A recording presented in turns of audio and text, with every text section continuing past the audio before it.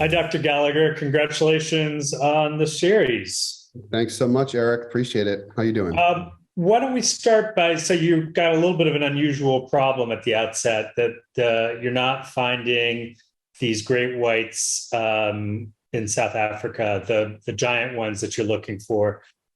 Explain set that up a little bit, because I think that's sort of the predicate for the whole season. Sure. Well, South Africa has been ground zero for Shark Week for almost 3 decades now. And that's because it is a white shark hotspot. And we've been very fortunate to be able to study, film there for so long. But the situation has changed in the last 4 or 5 years. What's happened is two orcas, killer whales, have moved in and started hunting white sharks, specializing on white sharks, killing them. The white sharks have been washing up on beaches. That's how we know it's happening. So it's removed, several dozen individuals, but it scared the remaining large sharks away. Those killer whales are going after the liver of the great whites, which are really where all the energy is. And the bigger white sharks, the bigger the liver is. So the big white sharks have disappeared largely. And we need to still find those individuals so that we can monitor the population and enact effective conservation. So that was kind of the setup for the show. Yeah, and so you have this sort of slightly crazy idea to build a model whale and use that as your staging center for the hunt for these great whites. Talk a little bit about what you did and how you pulled that off. Well, yeah, it definitely seemed like a crazy idea. It's one that I actually had myself probably 3 years ago. And I knew it would be an interesting thing to consider because the science that I've done has shown that these whale carcasses are hugely important for sharks. They are really important for bringing the largest ones in, the most sharks. Sometimes males and females will come together. It's a rendezvous point. And we thought that might be a really interesting approach for trying to bring these ghost, white sharks out of the shadows. So we had to construct something that was realistic. It simulated the real thing. We had to do it in South Africa. It was built. And then obviously we wanted to put a diver, scientist, myself inside of it. So it had to be safe. So it was quite the journey. It is a crazy idea, but it actually worked incredibly well. Yeah, so talk about that. So you actually go inside the dummy whale and create this what's called a chum storm of blood and guts to attract all of these sharks, and then they're sort of bumping up against you in this vehicle. Talk a little bit about what that experience was like for you.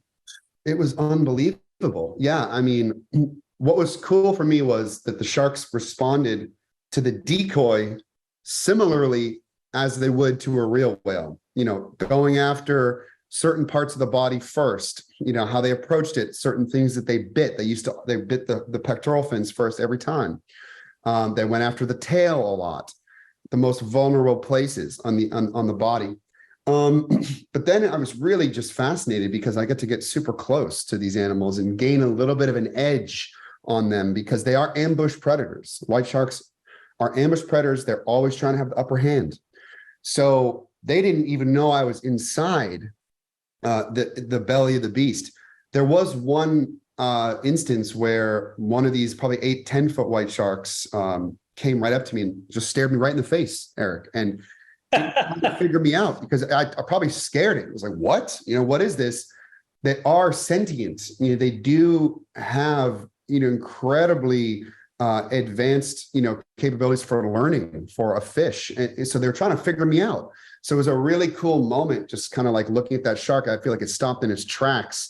That was cool. There were definitely a few moments where it was sketchy, low visibility, lots of chum.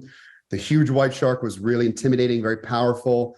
But overall, it was super awesome. And, I'm going to remember this experience for my whole life. Yeah. So, okay. And this might be a little bit simple-minded, but I mean, the thing I kept thinking about is what if they ram your container and you're out there in the water with them with all this chum? How did you know that was strong, that the the dummy was strong enough to withstand. I mean, they're very powerful creatures, right? So how did you know, how could you be sure that it would be safe for you? Well, you never really know for sure. You can't guarantee it, but the fiberglass was built, the fiberglass was thick. The the glass itself was this glass called Lexan, which was 1 inch thick. It was very, very strong, bulletproof actually.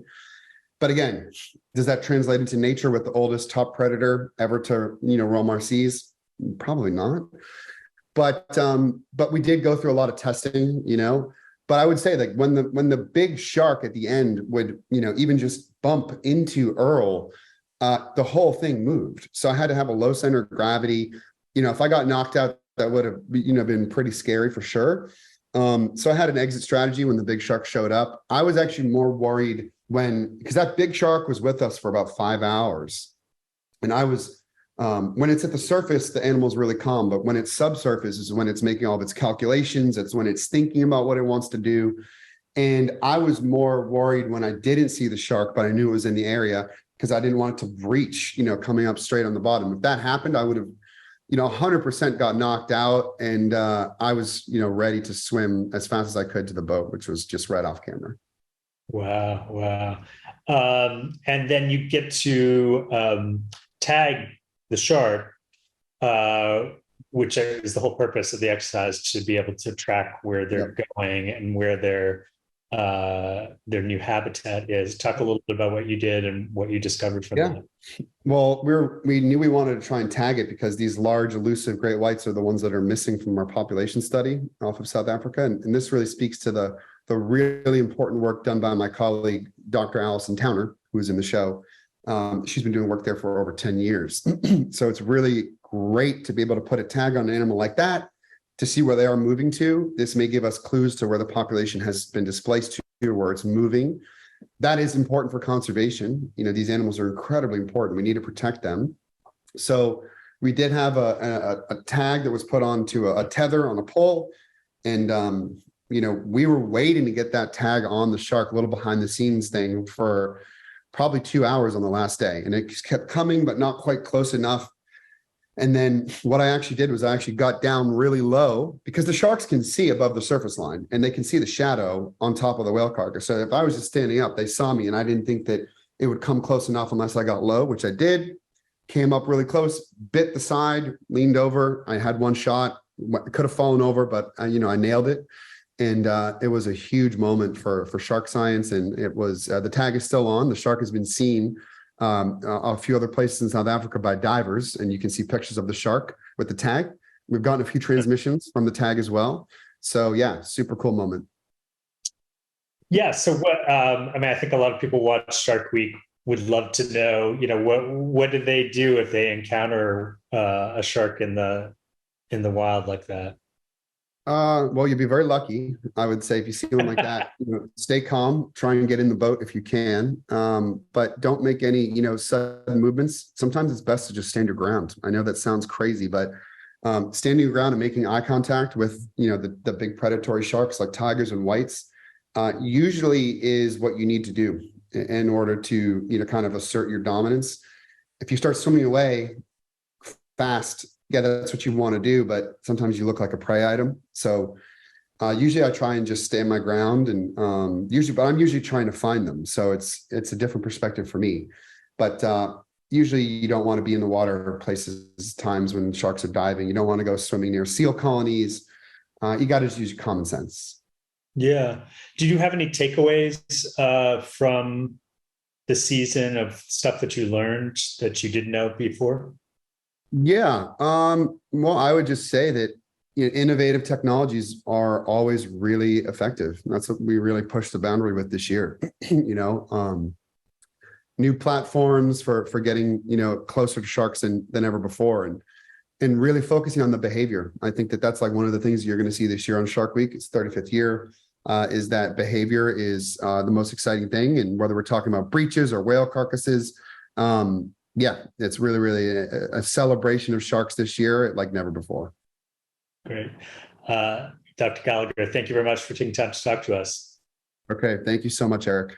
Thanks for watching the U Interview channel. With over 3,000 original celebrity videos, We have one of the largest collections of celebrity interviews anywhere. So remember to like and comment on our videos and subscribe to the channel. If you want to get more involved, you can become a member of the channel. Membership has its perks. You can see exclusive celebrity videos and get the opportunity to ask our celebrity guests questions. We can't wait to hear from you.